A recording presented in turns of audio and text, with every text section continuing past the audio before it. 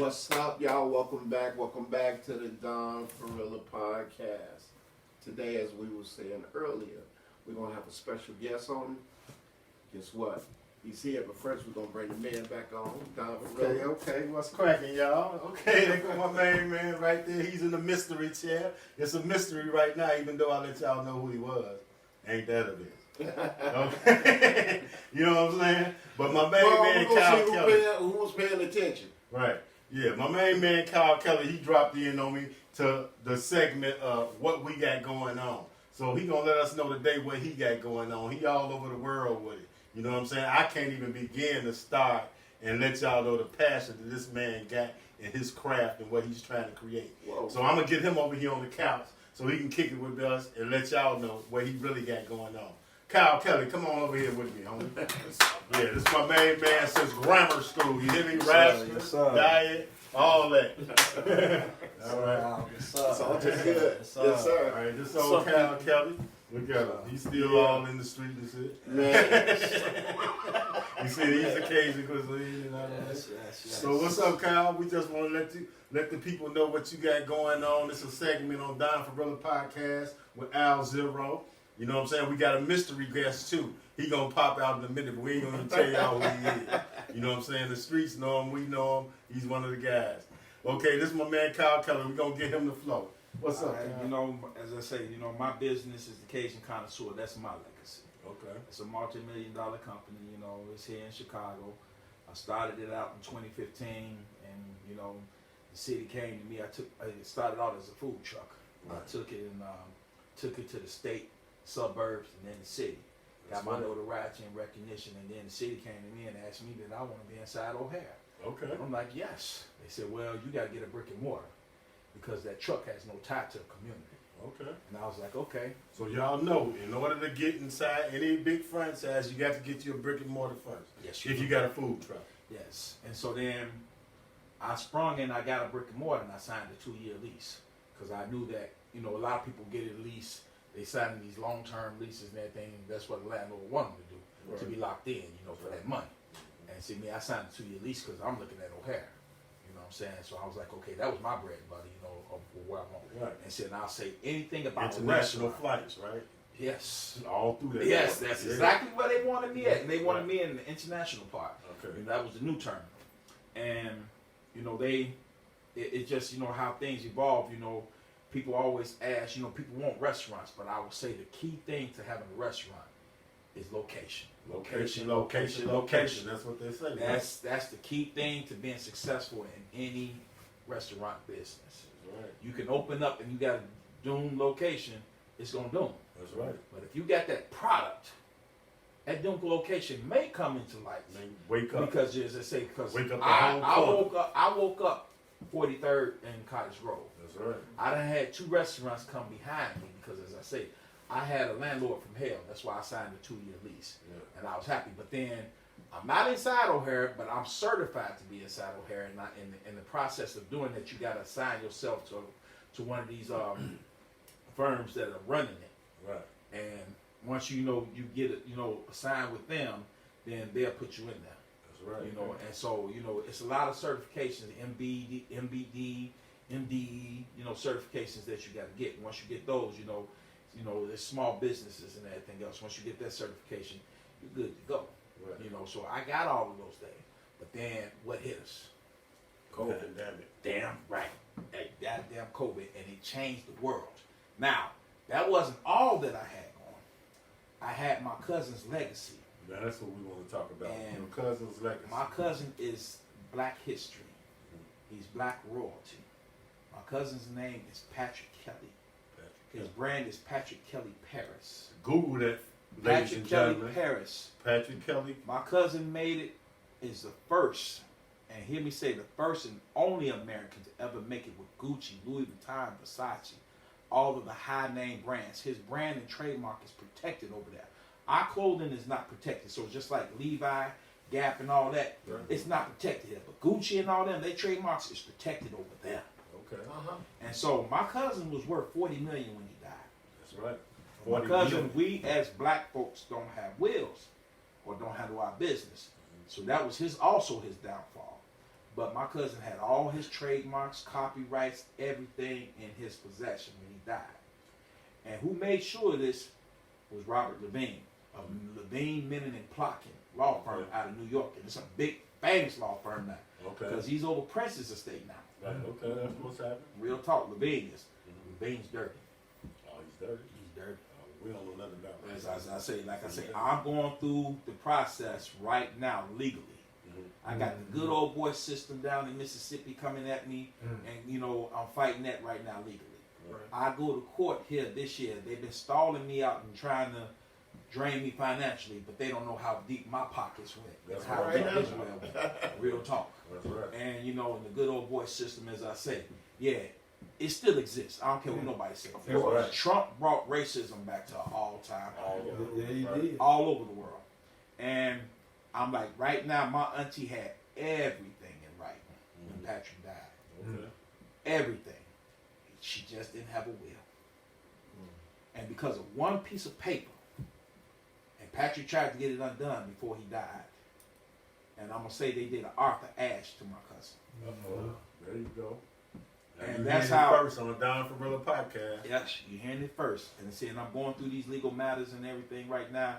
Because right now, they killed his brother last year, May 15th. Okay. He gave the order to bring his brother home and exhumed his mother and father. And they killed him 3 days later. Now, here's the catch now. The original attorney that made my auntie the administrator, his name is Charles Weisinger, out of Rolling Fork, Mississippi. Okay. Issaquah County. He is now the district attorney of Issaquah County. Okay. So now, William was put up, and hear me say, was put up by me and C.J. Williams' funeral home. He was put up in a place where only a few people knew where he was. One name is Thomas Parker of the Vicksburg newspaper, because once William got killed, he left there. Okay. So he's a person of importance also that's related to William's death. Because he's the one who educated me about the good old boy system and everything else, to befriend me and everything else. And he knew what William was. Okay. And the people that went and got William out of his out of the room, because William was in a Motel 6, put up. And he was waiting on me to come because we was on the first thing smoking to Paris, France, to retrieve Patrick out of Paris, France, Pierre Lachaise Cemetery. Okay.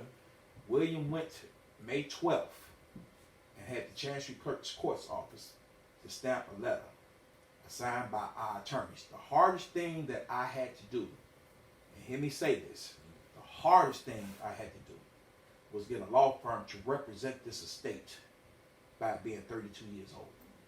And nothing has ever been collected here in the United States for Patrick's estate. But they're parading his shit all over the country right now in the museum, the Philadelphia Museum, the D Museum, the Essex Museum. All these museums are parading his stuff. And ain't nothing ever been donated by the family. It all belongs to me now. Okay. And they have You yet talking to about his clothes? His clothing. His clothing line? His clothing line, his Okay. stuff that's in these museums. I am going to go collect it. That's right. Because Bjorn Ameland is not who he say he is. But you also had the clothing line running right now. No, we Not was yet? getting the trademarks back. Okay. We was getting Did they say everything. that? I put everything back like Patrick had it when he died. Okay. Aunt Letha had everything in writing for these assholes. Right. Everything. For Charles Wessinger, Samuel Okerson, Robert Levine, Right. and Bjorn Ameland. She had everything in writing and she wrote it down. I got a letter right now from her to all of them. I did not give y'all permission to make no corporate decisions or business decisions on behalf of Patrick's estate or on behalf of the family. Okay. Written to her, to all three of them. So now, as again, when William gave that order to move Patrick's body out of Paris, France, because they didn't have his money all this time, and his $40 million went into LVMH. Right. And LVMH is Louis Vuitton, Moet Hennessy. That stock is $395 billion right now to this day. Okay. That's what's So they sitting back here, these white folks didn't have his money all this time. Patrick's estate over in Paris is making the money.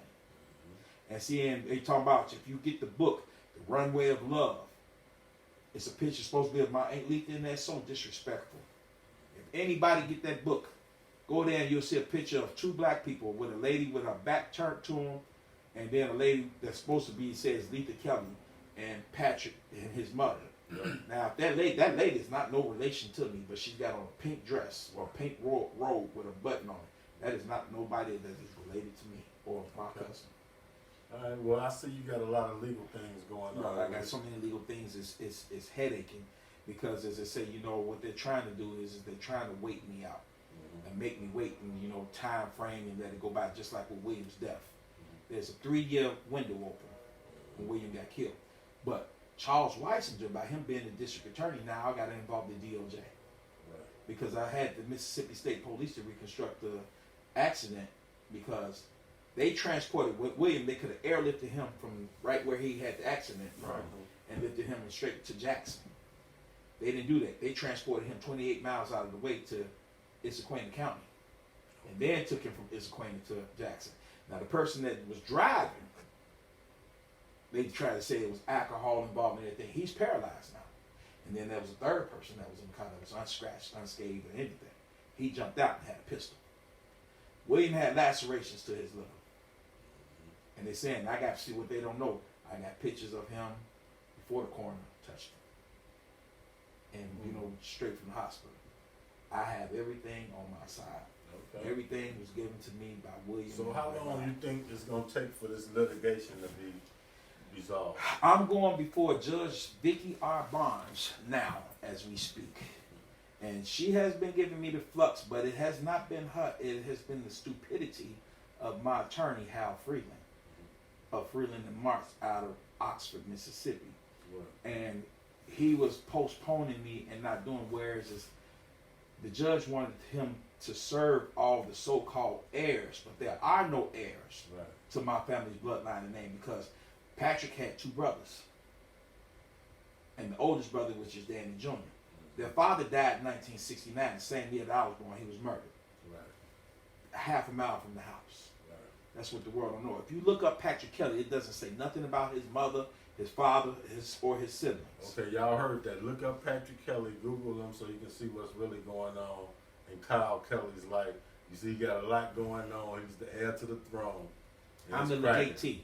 But you know what? I picked some nuggets up out of there, what you just dropped. You did a hood nugget on him. You did a Frank Lucas on him. When Bumpy Johnson died, he was like, I want to get that money. They think Bumpy, they gonna owe Bumpy, and well, he ain't here, but I'm going to get that money. Oh, I am. See, because my thing is this. The judge told William, see, because William was locked up for 28 years. So he was institutionalized. You met him. Yeah, I met him. And you know, and William was ready to get You got all close to me and said, I was about to knock your cousin out. I'm like, nigga, what the fuck? You just know, man, I put these with gloves. But I'm like, oh, he with Kyle, so I'm in this back. You know, I understood he was institutionalized. Yeah. But he sure got up in my face. I'm like, what the? I wanted to drop him, but I didn't. I just let him He didn't, but you know, as I say, that was respect. Right. And as I say, you know, Farad looked at my cousin, and you know, my cousin then had the door slammed out in his face after, you know, because when his mother died, she died in 2014. They let him out of prison in 2014 also, about 7 months later.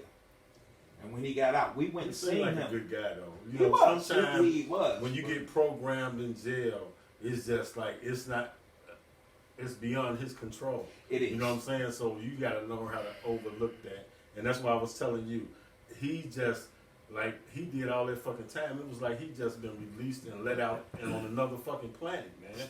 It's like he's been abducted by aliens and been gone for 20-something years because the world changed dramatically in all that time. Well, you know what's that? So I understood his pain. You feel me? I understood. Well, I'm going to tell you this. My mother told me she hate that he put this on me. Right. I kind of hate it also myself because it changed me totally. See, because everything I did was for William. Right. And see, and I got the other side of the family, which is my auntie side of the family, who I'm married related to, right, which is my aunt. Because the Kelly men carry my blood, and they're Kellys. Okay. And now my auntie's side of the family are trying to come up. The Johnson, Scotts, Tatums, Jacksons, O'Neills. They're trying to come claim the Kelly name. How can you come claim the Kelly name and you're not blood related? Right. Neither one of my cousins had kids. Right. Mm-hmm. You see what I'm saying?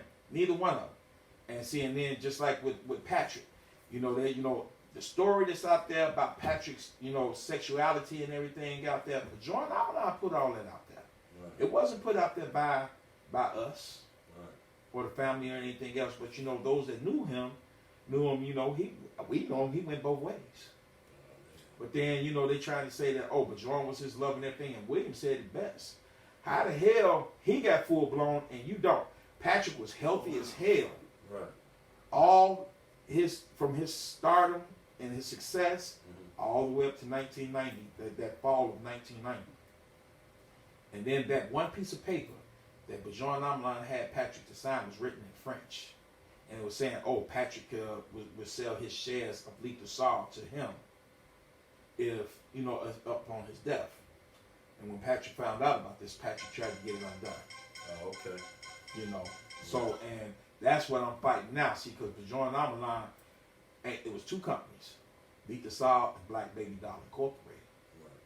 And see, and I got everything Black Baby Doll Incorporated has been reinstated. Well, I'm gonna have you back on the show exactly when you get all this resolved. Oh yeah. Everything is cracking. We're gonna get you back on here so you can let us know where we're going with it from there. Most definitely. And you see what Kyle Kelly got going on. Too much, brother. I got too much. That's what's up. It's Just keep you focused. That's what keep you moving. Yeah. Keep you waking up every morning. You know got all something that's to do. going on, man. Know It's you still got something to making do. some of the best food you're going to ever taste in your life. Oh yeah. Okay. It's delicious. Yeah, the Cajun cuisine, y'all Cajun tune in. connoisseur. Cajun Cajun connoisseur. It tastes cuisine to me when I eat it. It's so funny. So, you know what I'm saying? The Cajun connoisseur. You got a food truck. You be everywhere. Where you be at? Right now, just basically, I be at the University of Chicago on 58th and Ellis. CPD headquarters on 35th and Michigan. And then Cook County Jail. And then Northwest. So look, if any of you all have any businesses that you got going on and you got something that you want to post about your business, about what you're working on, you post it, put it up there, put it in the group, and let us see what's cracking. We got the we're gonna spend hashtag some money for it with also. you. If you can, food shops, beauty salons, whatever you got, post that shit. We trying to help you get money out here. You hear me? What's So, the hashtag? What you got Hashtag going on? what we got going on. What you got going on. Right, Yep. right. I got my main man Greg over here laying back in the cut. I know you got something going on, but you gonna be on the next show or you in one? Yeah, I'll get the next one. I'm gonna get the next one. He done faded back on me. Look at You know what I'm saying? We done fucking with this XO, you feel me? That's the cocktail table. We kicking it at the cocktail table, having the cocktail with Kyle Kelly, my main man Al Zero, and Greg over there. He laying back in the cut. He say he gonna be On the next one. kicking it with us on the next one. So No that's doubt what's about up. Let me close this out. We gonna get back with y'all. Peace, y'all. Yes, sir. Peace.